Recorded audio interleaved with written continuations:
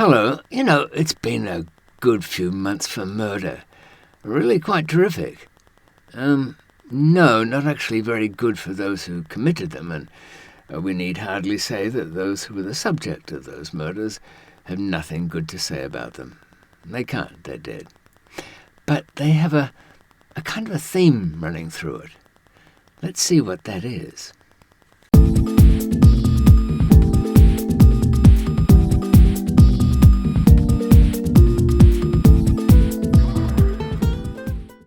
As somebody who's been labelled a bully who murdered his wife on their wedding night and stuffed the body into a suitcase. He'd been given the usual life sentence and I think some quite modest 21-year minimum. What was going on there? Thomas Nutt, after this bullying of his wife and her murder, I think there was some strangling involved. Dawn, her name was, poor woman.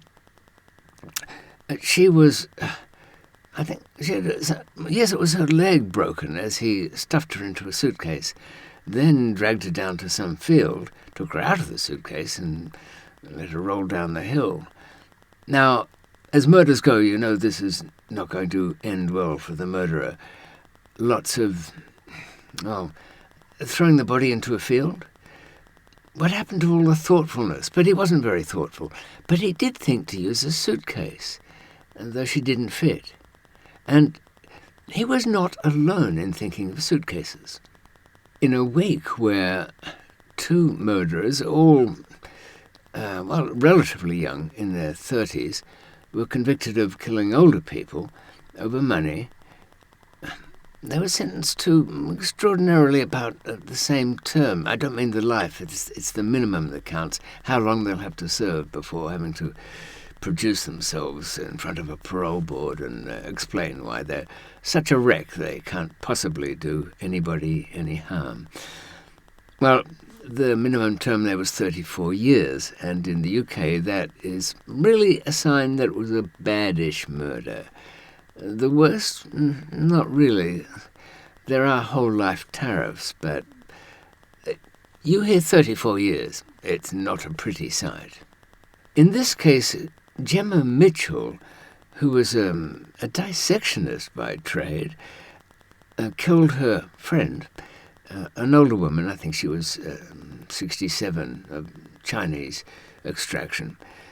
It was about money. Here's the, kind of amusing thing. Gemma killed the poor woman, cut off her head, threw her into a suitcase, took her somewhere. There's CCTV around of her, Gemma, lugging this great suitcase about the place. And what was up? Well, Gemma had forged the will of, what was her name? Well, everybody knew her as Debbie. And Gemma thought she'd inherit. Now, you'd think, wouldn't you, that if a corpse turns up who's had friends and there are reports of disagreements, reports of money, then the will might actually gain some attention. And indeed it did, and indeed there was a trial, and there's lots of grisly stuff in that. But the important thing to me is, in so many of these cases, why the suitcase? I've looked up, half a dozen murders where suitcases were involved. Why do you suppose it is that people want to put the corpse in a suitcase? And oddly enough, having gone to the trouble of chopping off various bits and stuffing the corpse into that suitcase, you'd think this is job done. Where would you go with it? I guess down to a large body of water, find some rocks, chain it all up to the suitcase, send it on its way. They don't do it. They take it out. Now, I guess in many ways, murderers are average in so many things they do. And not really different from you and I, eh? But packing your troubles in the old kit bag is just kind of in our nature. Whatever it is you can't deal with at the moment goes in the suitcase. But it never stays there. There's this inclination to unpack the thing. It's really a kind of confession, isn't it? The unpacking of the corpse in the suitcase. Tragic. By the way, and I'm not going to make anything much of it, my grisly little station has come to 10,000 subscribers. Does that mean anything? Not a thing. It's just a notch somewhere, the ticking of a clock. But I don't know whether I really like it. I know YouTubers seem to think that this is a good thing, but steady there. I mean, you know who I am. You can tune in when you want. What do you want, damn notifications? Look, here's the thing. The more numbers I get, people could really actually pay some attention to what I'm saying, and I'd rather not have that. You know the drill. Anyway, at least it's a round number. And 10K usually solves most problems, doesn't it? Getting on to 10,000 subs, I rather wonder what it is that you watch when you're not watching me. I tend to go in a bit of fads. I was quite a fan of the lock-picking lawyer when I was teaching myself, for legal and work purposes, how to pick locks. Was he teaching me anything? Perhaps only where to shop at his site. What is it? Covert Instruments, that's his storefront. And he sells quite a few bits. Incidentally, if you want to pick some locks, I can highly recommend the Lishi picks. That's Lishi. Chinese, Japanese? It's got a kind of Japanese feel to it. But anyway, they're very good picks and quite easy to use.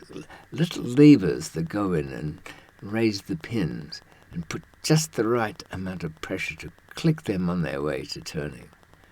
Yeah, well, so you can see the attraction of the lock-picking lawyer. He's a hand YouTuber. You never see his face. He hides his real identity, I guess. And if you look at his very early videos, they were really a snooze fest, I can tell you. But as I say, it was a kind of a fad, that one. And I go in waves like that. I've had this sort of interest in history, the Romans of late antiquity. And by that I don't mean straight after the fall of the Western Empire. Much disputed. It certainly wasn't 476, unless you choose to see it as Gibbon did. But Told in Stone is quite a good channel for that. A more alive and enraged one is Marianus. Yeah, look that up. But you find you'll drift onto something else. You can rely on the kind of expensive explainers of things in this world, like, is it Kyrgyzstan? Something like that. Very good channel. It's animation. And I think some of them give a great perspective of where you are, not just in the universe, but on the planet. So, is that your thing? History or relativism? Science? Anton Petrov. Hello there, wonderful people, or wonderful person, yeah. Nice guy. You can't fault him for not being a nice guy. I do fall asleep a bit through his accounts, and he does use the pretty much expression pretty much too often. But at least he doesn't try to be funny, like Sabine Husfendbinder, or whatever her crazy name is. Eminently practical.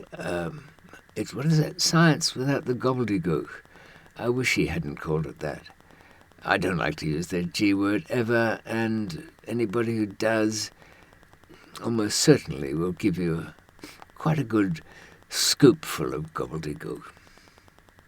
Are you a fan of What If? Okay. Oh, and Smarter Every Day. He's getting on my wick, that guy. Yeah, he's made a few points. A little club of these kind of explainers of things. What about the YouTube videos of crushing things?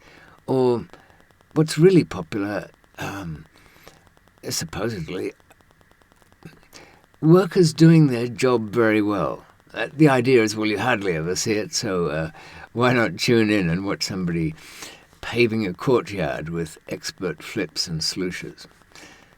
And there's some really ancient, what's his name? Papa something or other. An old Chinese guy that makes things out of wood. Millions of subscribers. Millions. Pete Beard I came across the other day. It's all about illustrators. Good. I really have to be wide awake, wide awake to enjoy those properly. Let me know your favourite channels, or the ones you thought were but no longer care about. Well, this was really supposed to be about murderers using suitcases and a little bit of other murderers' news. But on flipping through it, it then got very depressing. Some I really don't want to even bring to mind. You know, the horrible ones where parents have done disgusting things to their children and then eventually the poor buggers, or perhaps out of some mercy, have died. There's no kind of retribution anyone can imagine for that. Now, I tell you an interesting thing. I had to imagine once for something I was writing. What people say? Well, I want this person to die 1,000 deaths. What this person did, I'll call it a he, was so awful. It needed to be killed and brought to life and killed again. Now, here's the thing. It's all pointless anyway. No kind of torture would be effective in anything but making a sadistic prick out of the torturer. So it's not really going to work. But as I say, I had to devise something for fictional purposes where how could, in some advanced way, something sound so horrifying that anyone would succumb without the idea of it. Where it is, for example, say you want to convert a bunch of dedicated young terrorists completely immersed in their cause, whatever that may be, and perhaps they're right, who am I to say? But the victor lets them sit in the audience. Yes, they no longer wear black, they no longer have beards, for they were drugged by a gas and brought to this place. And in their sleep, they've been shaved and had a haircut. And they wake to find themselves in rather zippy Hugo Boss suits, sitting in the audience, watching a kind of TED Talks guy come out and say, well, we've got you all. Now, some of you didn't cooperate. And the curtain goes back, and you see in a tank a brain with a spinal cord and wires going to it. The TED Talks guys, what's being done to that brain? What that brain imagines. That brain belonged to those of you who are not cooperative. Input signals constantly refresh and feed, and there is no sleep. And a regular brain would just collapse. It would bring death to itself rather than suffer, as this one does. But it has no body. It is just brainstem and the big, big skull. Anyway, that was the idea. But really, prevention, that's what it comes to. I suppose that'll all happen in crime. The all-seeing eye will take over soon enough. Look, this has got a newsy sort of little 10 minutes or so, but I'm thinking of talking about Lebanon sometime. It's such a fascinating place, such a disaster. 3-4 million people, half of them have taken off to somewhere else. Why? Because it's some ironclads. No, it's not like a a dictator state. It's a mad, wonderful democracy of sorts, with the place divided up, a certain number of Christians, a certain number of, not just Muslims, but what kind? You've got Sunni, Shia, Druze. It's a kind of breakaway branch. And also very civilized. Jouni in Lebanon, called the Paris of the East. But the whole place doesn't work. It's completely collapsed. I only mentioned it this week, but look, you might recall that great grain store that fermented and blew up on the harbour and, wow, flattened out the place. It was extraordinary. But where I'm getting a rise is I was looking at the statistics for countries that allow vaping and what their attitude is. In the United States there's quite a strong belief that vaping's dangerous, or certainly not as dangerous as taking tobacco. And yeah, it's tobacco, by the way. Nicotine is not, it doesn't seem to be as addictive as all that. Yeah, I won't bother going into it. I hate speaking about throwing up statistics to back up my viewpoint on it. You either believe me or, the other thing. Anyway, Lebanon has banned vaping. Out of all the chaos and the million little generators providing power because they haven't got the petrol or the fuel or the gas or the whatever to fuel the state-supplied and private electricity generation companies, the fumes running around. I think there's even regulations on that. But to worry about vaping? No. But for all its disastrous things, Lebanon has some great families. And I think I'd like to talk about Suleiman Frangieh one day. Really something. Anyway, no more murders. As who said? Was it Stalin? Was it Daffy Duck? Was it somebody who did a lot of killing? One death is a tragedy. 1,000 is just a statistic.